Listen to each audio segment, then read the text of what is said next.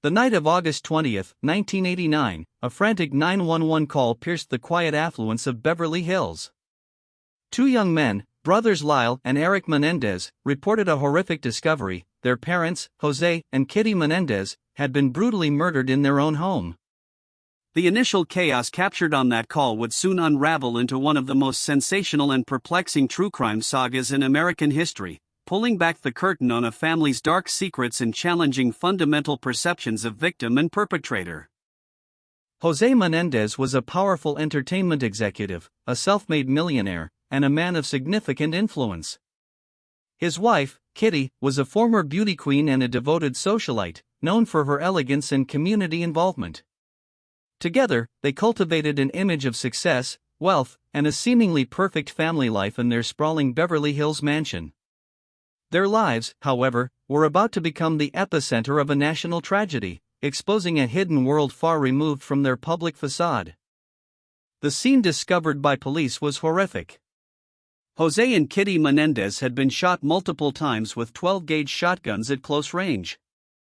José was shot in the back of the head and the knee, while Kitty was shot in the face, arm, and chest. The brutality of the murders suggested a crime of passion or a professional hit, sending shockwaves through the affluent community. The investigation began immediately, with no apparent forced entry, pointing to an inside job or someone known to the family. Lyle, then 21, and Eric, 18, told authorities they had been out that evening, seeing the new Batman movie, and returned home to find their parents' bodies. Their initial demeanor, though distraught, seemed to fit the profile of grieving sons. They provided an alibi that, at first glance, appeared credible. Yet, as investigators delved deeper, subtle inconsistencies and an almost too calm composure in the days following the tragedy began to raise quiet, unsettling questions about their story. Given José Menendez's high-stakes career in the entertainment industry and his alleged connections, early police theories heavily leaned towards a mob-related hit or a business rival's revenge. The calculated nature of the killings, initially perceived as professional, fueled these suspicions. Investigators explored every avenue outside the family, searching for shadowy figures and hidden enemies, convinced that such a brutal act had to stem from the cutthroat world José navigated daily. In the weeks following their parents' murders, while the police pursued external leads, the Menendez brothers' behavior began to subtly diverge from what one might expect of bereaved sons. Their grief, while present, often seemed overshadowed by a noticeable lack of genuine despair. Detectives, trained to observe nuances, picked up on these anomalies, and a quiet unease started to settle over the investigation, gradually shifting their gaze closer to home. Within weeks of their parents' deaths, Lyle and Eric Menendez embarked on an extravagant spending spree, quickly depleting a significant portion of their parents' considerable estate. This sudden burst of conspicuous consumption, including luxury cars, Rolex watches, designer clothes, and exotic vacations, immediately raised red flags for investigators. The timing and scale of their purchases seemed profoundly out of step with the tragedy they had just endured. The brothers' purchases were not merely extravagant, they were specific and telling. Lyle bought a new Porsche and opened a restaurant. Eric invested in a professional tennis coach and even explored a film production venture. These were not the actions of young men consumed by grief, but rather of individuals seizing an opportunity. This pattern of indulgence became a critical piece of circumstantial evidence, pushing the police investigation firmly towards the sons. The turning point in the investigation came through an unexpected source, Dr. L. Jerome Oziel, Eric Menendez's psychologist. Eric had begun therapy shortly after the murders, struggling with his internal turmoil. In a series of sessions, Eric began to reveal shocking details about his family and the night his parents died. The sacred bond of patient-therapist confidentiality was about to be put to the ultimate test, becoming a central point of contention in the ensuing legal battle. In late 1989, during several therapy sessions, Eric Menendez confessed to Dr. Oziel that he and Lyle had murdered their parents. He described the grim details, driven by a deep sense of psychological distress. This confession, made under the protection of doctor-patient privilege, was a bombshell that Oziel struggled to reconcile with his professional ethics. The weight of this revelation would soon spill beyond the therapist's office, changing the course of the investigation irrevocably. Dr. Oziel's mistress, Judalyn Smith, became privy to details of Eric's confession. Fearing for her own safety and believing she was in danger from the Menendez brothers, Smith ultimately contacted the police and disclosed what she knew. Her decision to come forward shattered the confidentiality of the therapy sessions, providing investigators with the critical breakthrough they needed to pursue Lyle and Eric directly, transforming mere suspicion into actionable intelligence. Armed with Judalyn Smith's compelling information, the police obtained a warrant to wiretap Dr. Oziel's phone. This covert operation was a calculated risk, but it proved to be a pivotal decision. The wiretapped conversations between Oziel and the Menendez brothers, particularly Lyle, provided tangible, admissible evidence that would dramatically alter the trajectory of the investigation and the subsequent legal proceedings, cementing the brothers as primary suspects. The wiretaps captured several incriminating conversations, most notably a chilling exchange where Lyle Menendez explicitly threatened Dr. Oziel. Lyle warned the psychologist against ever revealing what Eric had confessed, implying dire consequences if he did. This recorded threat served as powerful evidence of consciousness of guilt and a clear attempt to obstruct justice, painting a damning picture for the brothers and solidifying the prosecution's case against them. With the wiretap recordings providing undeniable evidence, Lyle and Eric Menendez were arrested in March 1990, just 7 months after their parents' murders. The affluent sons, once perceived as victims, were now charged with first-degree murder. The arrests sent shockwaves across the nation, catapulting the Menendez case into a national sensation and sparking intense public speculation about what could drive two privileged young men to such a horrific act against their own parents. The brothers' legal defense team presented a shocking and unprecedented claim: Lyle and Eric Menendez had murdered their parents in self-defense, driven by years of severe sexual, physical, and emotional abuse inflicted upon them by José and Kitty. This narrative radically shifted the focus from greed to trauma, attempting to portray the brothers not as cold-blooded killers, but as victims pushed to their breaking point by unspeakable acts within their own home. The prosecution, led by Deputy District Attorney Pam Bozanik and Lester Koriyama, vehemently rejected the abuse claims. They argued that the brothers' motive was purely financial, to inherit their parents' vast $14 million estate and escape José's oppressive control.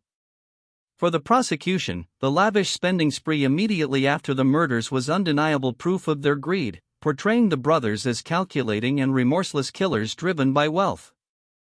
The first trial of the Menendez brothers began in July 1993, instantly captivating the American public. It was one of the first trials to be broadcast live on court TV, allowing millions to witness the dramatic proceedings, including the brothers' emotional testimonies.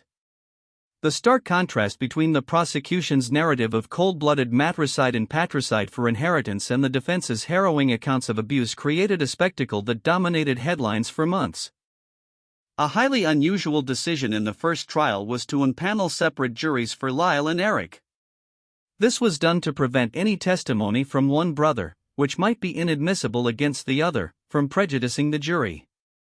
While intended to ensure fairness, this unprecedented setup added layers of complexity to the legal proceedings, requiring intricate coordination and presenting a unique challenge to both the prosecution and defense teams in presenting their cases. Eric Menendez's testimony was arguably the most impactful moment of the first trial. Weeping openly on the stand, he recounted years of alleged sexual, physical, and emotional abuse at the hands of his father, with his mother allegedly complicit or unwilling to intervene.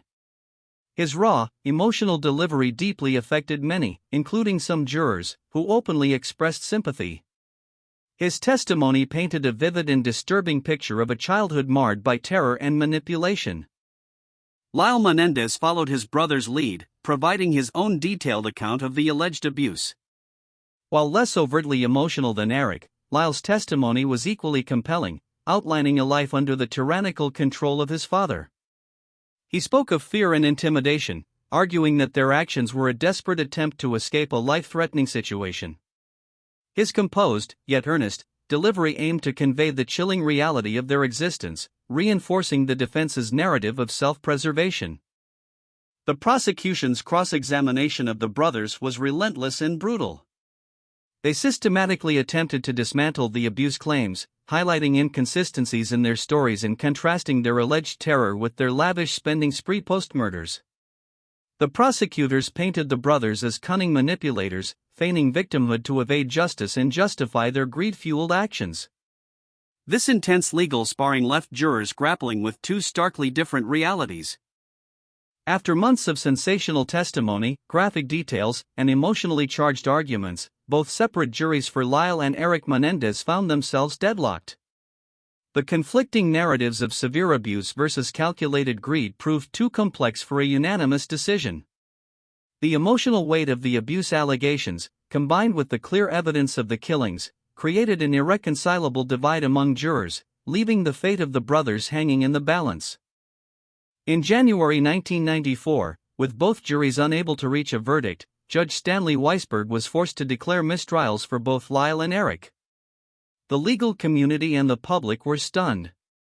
The outcome meant that the Menendez brothers would face another trial, prolonging the intensely scrutinized legal saga.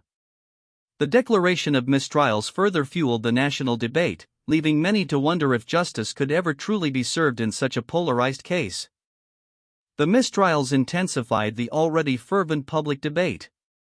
On one side, many believed the brothers were victims of horrific abuse, driven to desperation. On the other, a large segment of the public saw them as cold-blooded, greedy murderers who fabricated an abuse story. Television talk shows, newspaper columns, and water cooler conversations were dominated by the Menendez case, cementing its status as a cultural phenomenon that highlighted deep societal divisions about justice, family, and truth. A second trial began in October 1995, with significant changes aimed at preventing another deadlock. This time, there was a single jury for both brothers, and crucially, Judge Weisberg banned television cameras from the courtroom. The absence of cameras was intended to reduce the sensationalism and allow the jury to focus purely on the evidence, free from the external pressures and public spectacle that had defined the first trial. The stakes, if anything, were even higher. In the second trial, the prosecution refined its strategy. They placed a heavier emphasis on the brothers' post-murder spending habits and their alleged lack of remorse, presenting these as clear indicators of their true motivations. They minimized the focus on the graphic details of the murders themselves, instead building a more concise and direct case for premeditation and greed, aiming to counter the emotional impact of the abuse defense from the first trial. The prosecution also bolstered its efforts to rebut the abuse claims, bringing in expert witnesses to challenge the credibility and veracity of the Menendez brothers' testimonies. These experts argued against the psychological validity of some abuse accounts, aiming to undermine the defense's foundation. The court heard testimony designed to portray the abuse narrative as a manufactured defense, rather than a genuine recounting of traumatic experiences, further complicating the jury's task. With the single jury tasked with deciding the fate of both brothers, the deliberation phase was incredibly tense. The jurors faced the daunting challenge of weighing graphic abuse allegations against compelling evidence of premeditated murder for financial gain. The absence of cameras meant the public could only imagine the intense discussions unfolding behind closed doors, as 12 individuals grappled with the moral and legal complexities of the case, knowing their decision was final. On March 20, 1996, after 5 months of trial and several days of deliberation, the single jury returned its verdicts. Lyle and Eric Menendez were both found guilty of 2 counts of first-degree murder. The courtroom was silent, then a gasp. The outcome marked a definitive end to the question of guilt in the eyes of the law, although it did little to quell the public's questions about the underlying family dynamics and the truth of the abuse allegations. Following their conviction, Lyle and Eric Menendez were sentenced to 2 consecutive life terms in prison without the possibility of parole. This harsh sentence ensured that the brothers would spend the remainder of their lives incarcerated, unable to re-enter society. The pronouncement brought a sense of closure to the legal proceedings, but for the Menendez family, and for the public, the emotional and psychological complexities of the case would continue to resonate. In the decades following their conviction, the Menendez brothers launched numerous appeals, citing various legal errors, including the admissibility of Eric's confession to Dr. Oziel and issues with jury instructions. However, each attempt to overturn their convictions or reduce their sentences was met with rejection by the courts. The legal system upheld the integrity of the second trial's verdict, affirming their guilt and maintaining their sentences. As part of their sentencing and due to the nature of their crime, Lyle and Eric Menendez were intentionally housed in separate California state prisons for over 2 decades. This separation was meant to prevent any further communication or collaboration between them. For years, their only contact was through letters and occasional legal visits, a stark existence far removed from their luxurious Beverly Hills upbringing, serving as a constant reminder of their actions and their punishment. In a surprising and emotional turn of events, in 2018, after nearly 22 years of forced separation, Lyle and Eric Menendez were reunited. Both brothers were transferred to the Richard J. Donovan Correctional Facility in San Diego, where they were eventually placed in the same housing unit. Their reunion, though within the confines of a prison, was a poignant moment, allowing them to reconnect after a lifetime apart, sharing the grim reality of their shared fate. Even decades after their conviction and imprisonment, the Menendez brothers' case continues to ignite public debate and fascination. Documentaries, podcasts, and true crime enthusiasts still re-examine the evidence, analyze the testimonies, and ponder the truth of the abuse claims. The case remains a touchstone for discussions on class, privilege, and the complexities of legal defenses rooted in familial trauma, proving that some stories never truly fade from public consciousness. The Menendez brothers' case left an indelible mark on legal history, particularly in how courts and the public perceive abuse defenses. It highlighted the challenges of prosecuting such cases while also showcasing the burgeoning influence of media in high-profile trials. The discussions sparked by their story continue to inform legal reforms regarding child abuse, victim testimony, and the ethics of patient-therapist confidentiality, ensuring its lasting impact on the justice system. Despite the guilty verdicts and the passage of time, numerous unanswered questions persist about the full truth of the Menendez family dynamics. Was the alleged abuse as pervasive and severe as the brothers claimed? Could it truly justify their actions? The subjective nature of abuse, particularly when it occurs behind closed doors, means that while the law delivered its judgment, the complete psychological and emotional truth may forever remain shrouded in uncertainty. The Menendez brothers' story is a tragic narrative woven with threads of immense wealth, devastating violence, and profound psychological complexity. It serves as a haunting reminder that behind the veneer of perfect family lives, dark secrets can fester, leading to unimaginable consequences. The case continues to resonate, challenging us to consider the intricate interplay of power, control, and trauma within familial relationships, and the limits of the legal system to fully grasp such depth. This case forces us to confront uncomfortable questions about the nature of evil itself. Is it inherent, or is it a product of environment? It delves into the harrowing complexities of family secrets, the profound impact of alleged childhood trauma, and the elusive, often unsatisfying pursuit of justice in the face of such deep-seated dysfunction. The Menendez saga remains a stark parable about the hidden darkness that can lurk within the most privileged of lives. Ultimately, the Menendez case compels us to ask, was justice truly served, or did the legal system, with its inherent limitations, fail to fully comprehend the deep-seated issues at play within the Menendez household? For many, the convictions brought closure, affirming accountability for murder.